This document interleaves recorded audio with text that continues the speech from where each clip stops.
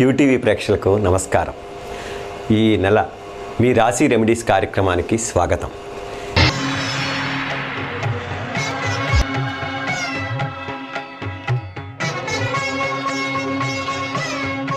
ముందుగా మేషరాశి.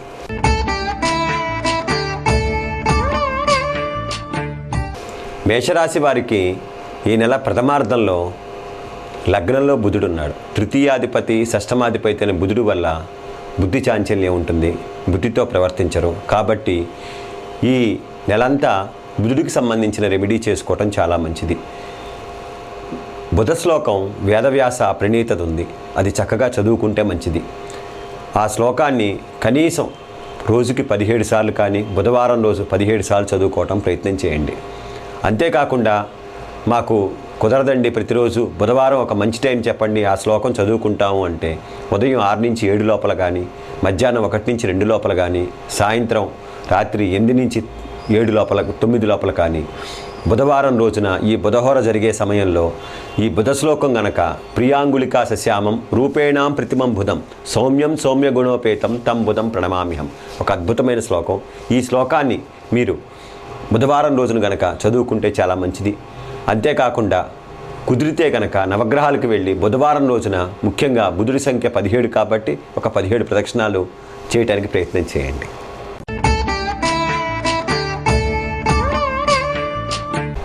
తదుపరి రాశి వృషభ రాశి.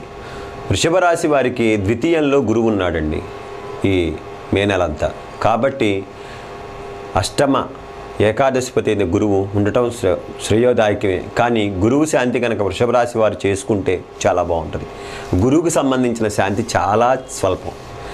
మీరు గురువారం రోజున బాబాగు ఆలయానికి కానీ లేకపోతే దత్తాత్రేయుడి ఆలయానికి కానీ వెళ్ళి 16 ప్రదక్షిణాలు చేయడానికి ప్రయత్నం చేయండి. బాబాని కుదిరితే ఈ నెలంతా దర్శించడానికి ప్రయత్నం చేయండి. గురువారం రోజు ప్రదక్షిణాలు చేయటం ఎక్కువ మంది జనాలు ఉంటే విడి రోజుల్లో అయినా చేసుకోవచ్చు బాబాకి. మీరు గురు స్వరూపాన్ని కాబట్టి మనకు దగ్గరలో ఉన్న కోటప్పకొండ ఉంది దక్షిణామూర్తి దేవాలయం. కుదిరితే వృషభ రాశి వాళ్ళు ఈ నెల ఒక్కసారి వెళ్ళటానికి దర్శించడానికి ప్రయత్నం చేయండి. మరీ ముఖ్యంగా గురువారం రోజు వెళ్తే గనక వాళ్ళకి మంచి ఫలితాలు వస్తాయి. ఓపిక ఉంటే గనక మీరు అభిషేకం కూడా చేయించడానికి ప్రయత్నం చేయండి. మేము ఇవన్నీ చేయలేమండి మా కష్టమండి అనుకుంటే గనక కేజింబావు శనగలు నానబెట్టి చక్కగా తాలింపు వేసి ప్రసాదంగా బాబా గుళ్ళో 4 వారాలు, ఈ నెలలో 4 వారాలు బాబా గుళ్ళో ప్రసాదంగా ఇచ్చిరండి. మళ్ళీ ప్రసాదంగా ఇంటికి తెచ్చుకోకండి, అక్కడ ఉన్న భక్తులందరికీ పంచిరండి. మీకు మంచి శుభ ఫలితం జరుగుతుంది.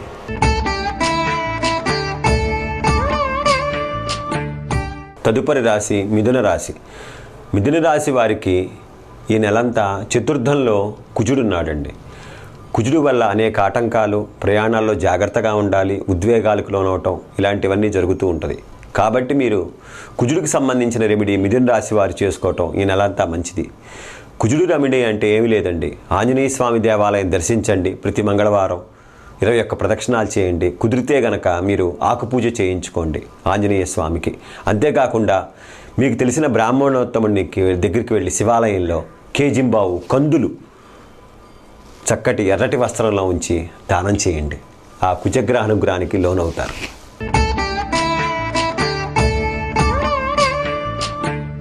తదుపరి రాశి కర్కాటక రాశి. కర్కాటక రాశి వారికి ఈ నెలలో దశమంలో బుధుడు ఉన్నాడండి. ముఖ్యంగా కర్కాటక రాశి వారు విద్యార్థులు ఉంటే కనుక ఈ నెలంతా సరస్వతీదేవి ప్రార్థన చేయటం చాలా మంచిది. సరస్వతీ నమస్తుభ్యం వరదే కామరూపిణి విద్యారంభం కరిష్యామి సిద్ధిర్భవత్మే సదా. సరస్వతీదేవిని మనస్ఫూర్తిగా ధ్యానించండి.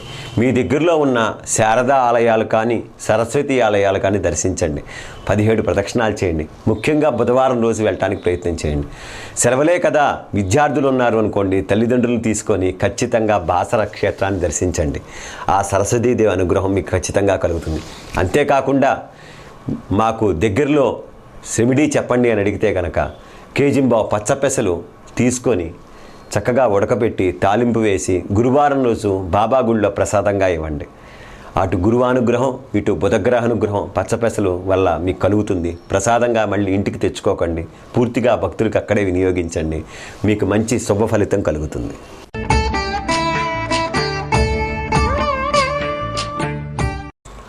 ఇక సింహరాశి వారిని పరిశీలిస్తే అష్టమంలో శుక్రుడు ఉన్నాడు, ఉచ్చస్థితిలో మీనంలో ఉన్నాడు. కాబట్టి శుక్రగ్రహ శాంతి చాలా అవసరం. శుక్రుడికి సంబంధించిన శాంతి అంటే ఏమీ మనం చేయక్కర్లేదు, చాలా తేలికైన విషయం. అమ్మవారి అనుగ్రహం పొందితే చాలు. ఆ దుర్గాదేవి అనుగ్రహం పొందడానికి ప్రయత్నం చేయండి. మీ దగ్గరలో ఉన్న పార్వతీ ఆలయాలు కానీ దుర్గాదేవాలయాలు కానీ దర్శించండి మనస్ఫూర్తిగా. ముఖ్యంగా శుక్రవారం రోజు వెళ్ళటానికి ప్రయత్నం చేయండి. ఉదయం 6 నుంచి 7 లోపల కానీ వెళ్ళి ఒక 20 ప్రదక్షిణాలు చేయండి. అంతేకాకుండా గుంటూరులోనే ఉంటున్నామండి, ఒక మంచి అద్భుతమైన క్షేత్రం చెప్పండి అంటే కనుక విజయవాడ కనకదుర్గం దర్శించండి. శుక్రవారం రోజున వెళ్ళండి. కుదిరితే రాహుకాలంలో దర్శించండి. అమ్మవారి అనుగ్రహం మీకు ఖచ్చితంగా కలుగుతుంది. కేజింబావు అలచందలు ఉడకపెట్టి ఇందాక చెప్పిన విధంగా చక్కగా తాలింపు వేసి గురువారం రోజున బాబా గుళ్ళో ప్రసాదంగా అయినా ఇవ్వండి. మీకు అలచందలు అలా 4 శుక్రవారాలు దానం చేయటం వల్ల, ప్రసాదంగా బాబా గుళ్ళో ఇవ్వటం వల్ల మీకు ఆ శుక్రగ్రహ అనుగ్రహం కలుగుతుంది. అంతేకాకుండా శుక్రుడికి సంబంధించిన శ్లోకం ఉంది. ఆ శ్లోకాన్ని, నవగ్రహ శ్లోకాల్లో శ్లోకాన్ని రోజుకి 20 మార్లు కానీ శుక్రవారం రోజు 20 మార్లు కానీ పారాయణ చేయండి. మీకు శుక్రగ్రహ అనుగ్రహం వల్ల మీకు అనేక శుభ ఫలితాలు కలుగుతాయి.